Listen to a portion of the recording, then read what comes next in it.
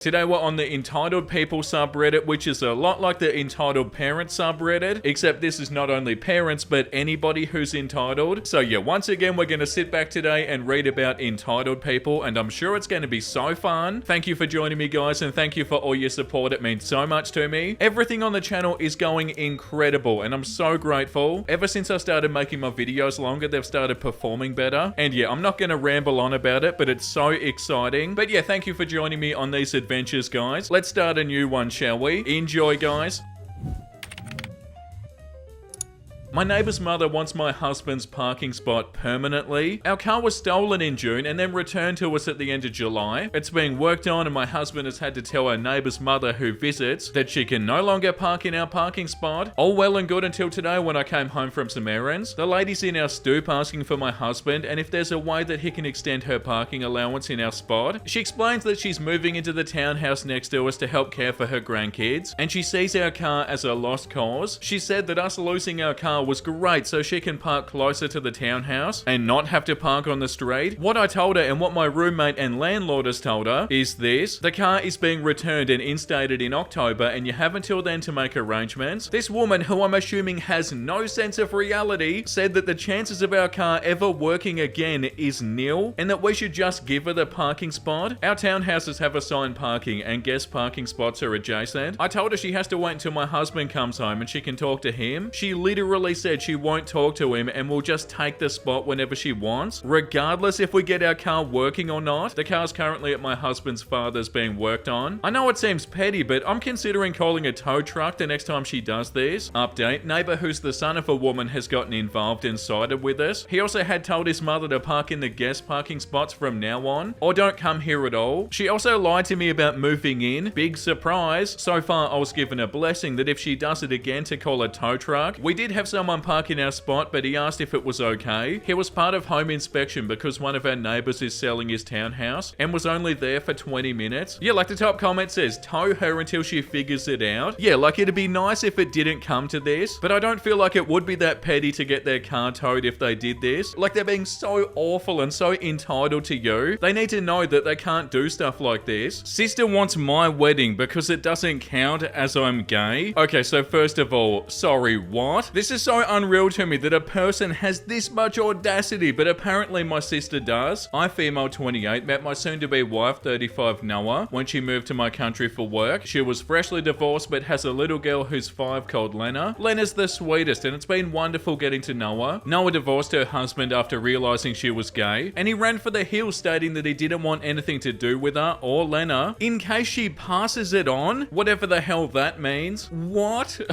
I proposed to Noah 10 months ago as I knew she'd be too nervous to. It wasn't extravagant, I just asked her over dinner and for Lena's blessing. We've agreed that we want it simple and intimate for the wedding. Her first wedding was big and she hated it, so only family and close friends. My parents have offered to give us some money to help towards it, even though we've reassured them that it isn't going to be a big affair, but they wanted to get Lena a pretty flower girl dress and wanted to pay for my dress and whatever Noah's going to wear, probably a suit. Enter my entitled younger sister Kate, 25, who acts like she and her boyfriend are engaged, but he's too scared to actually ask her. She's the golden child, spoilt, and gets whatever she wishes. She's made some remarks about Noah already having a child and being divorced, but I told her to lose the ignorance. Just because she decided to stay in our small hometown and not expand her personality doesn't mean she can say stuff like that. Over dinner last night, she started whining how I didn't need any money, and she didn't know why we were bothering with a wedding when Noah has done it all before, but has suddenly decided that she's gay and wants to have another go at marriage with a woman. This is something that Noah's insecure about, so I get protective of her. Kate went on to say that she could resume her first wedding dress and started cackling. Her boyfriend looked embarrassed and my parents told her to be quieter, but no one said anything else. My parents have come to me and said it made sense to them if they give more money to my sister's wedding fund, as it'll be her first and only wedding, not even engaged yet, and totally ignoring the fact that I've never even been married. I told them to keep all their money, as it wasn't welcome if they're just gonna shame my wife and stepdaughter. We're perfectly able to funded on our own. I didn't say it as they've never been homophobic towards anyone, or when I came out as bi, but I do wonder if a little part of them feel that a straight wedding deserves more funding than a gay one. Since people are asking, Katie asked for the majority of what they'd offered me to be taken back and put away for her, so that's what they've said they're going to be doing. I never even asked for the money in the first place. Also, Katie said, why did we even need a reception if there wasn't going to be a bride and groom? Why have a normal wedding? So yeah, she doesn't think a gay wedding should be as important. Edit, thank you for all your well wishes. You guys are amazing. Just thought I'd let you know we're in Ireland and I got married last night. Oh yeah, congratulations. It was so lovely and Lena was in her pretty dress. No parents or sister. Oh wow, congratulations. That's so awesome. It sounds like you definitely made the right choice. Yeah, like the top comment said, right solution. Pay for it yourself if you can and don't invite your sister. And yeah, that's what you did. And they can't be surprised about this either. They treated you like this. No wonder they weren't invited. I finally told my father's infantilizing friend that I hate him. Years ago, my dad met Harold because of some mutual friends and they hit it off. I was 18 and in college when I met him and we never had a close relationship. However, he always seemed to think of himself as a family friend and was extremely infantilizing and condescending towards me. Every time I saw him, I'd try to tell myself it wasn't that bad, only for him to prove me wrong less than a minute later. Harold would disrespect my boundaries, say things like, you're not 19, you're a baby, while I was talking to other people, and patronize me, my education, or my hobbies whenever he had the chance. He always noticed that annoyed me, to which he'd playfully ask if I hated him. I always said no, but only for my father's sake. The final straw came the day that Harold interrupted a barbecue to say, I really like you, even though you're an impolite brat. I was 20 years old. I'd been quiet all day working on a paper during the barbecue, but replied patiently and politely whenever anyone addressed me. And even if that hadn't have been the case, I knew that he didn't have the right to talk to me like that. After that, I started making an effort to avoid any events I knew that he'd be attending. Yesterday was my father's girlfriend's birthday. They had a small lunch party at my dad's apartment. I went there with my fiance and our 6-month-old son, and Harold was there. I hadn't seen him in months, but he still talked to me as if I was a dumb child. Never mind that I'm engaged, a mother, and 26 years old. I spent the whole party ignoring his helpful advice about me being too young to get married or to be a mum. It helped that most of the other guests seemed to disagree with him. My baby spent most of the afternoon sleeping. There's a bassinet in my old room. He woke up hungry, so I went to breastfeed him and excused myself from the party for a while. I got back to jokes and comments, all from Harold, about how I was probably struggling if my son was managing to leech me away for so long. He went on to interrupt a conversation I was having with another one of my dad's friends to question pretty much everything about my parenting. He doesn't even have custody of his daughter, by the way. And then to make more comments about my age. I decided I couldn't take it anymore after he asked me if I thought about giving my baby up for adoption. I got my son and I told my fiance that we were leaving. We said goodbye to everyone except Harold. When we got to the door, Harold came to ask why we were leaving. I tried to make up an excuse, but he kept trying to make us stay. After a small back and forth, he jokingly asked if I hated him. And this time I said, yes, I do. Can we go now? He didn't say anything and we left. On my way home, my fiance said he was proud of me. My father called this morning to say the opposite and we had a small fight, but ultimately decided to drop the subject. I'm sure this isn't over, but if it keeps on going, it won't be because of me. This is far from my proudest moment and a small part of me regrets it, but I'm done with that guy. No, 100% you did the right thing. You can't put up with stuff like this. Like, is not having this person in your life going to be a huge loss? Probably not if all they bring to you is awful comments and being super rude. You don't need crap like that. Edit, Jesus Christ superstar. That's a lot of comments. To answer some of the common questions, I don't think Harold is in love with me. Harold didn't tell me to give up my son. He asked if I thought about doing so when I got pregnant. It was still an awful question, especially since he interrupted a conversation I was having with somebody else, my dad's girlfriend's pregnant friend, who was asking about my own pregnancy and delivery to ask it. I don't like making a big deal out of things unless necessary. If I'm uncomfortable, I leave. If I don't like someone, I avoid them. It's usually less stressful. The fight between me and my father ended when I told him about the adoption comment. I don't think he gets that's not the only reason I left, but it was definitely what broke the camel's back. I really don't need my father to stop being friends with Harold. He's a grown man capable of making his own crappy decisions. I never told my dad I hated Harold because I never thought I had to like him in the first place. He's my father's friend, not mine. And I've been distancing myself from Harold since I was 20, meaning that I haven't seen him much in the last 6 years. My fiance was on the other side of the room and wasn't listening to Harold's comments. I filled him in when we got in the car. He's 100% on my side. Wow, yeah, what do they expect? It sounds like you're handled this super well. And they probably keep asking you if you hate them because they know they're so rude. Imagine saying even half of the stuff that this person said. Like, oh, have you ever thought about giving your child up for adoption? And just being straight up rude. And it doesn't sound like they're joking either. Like just being nasty for no reason. My parents told my brother that he could take my house and I could live in the camper in the backyard because I'm single and he has a wife and kids. What?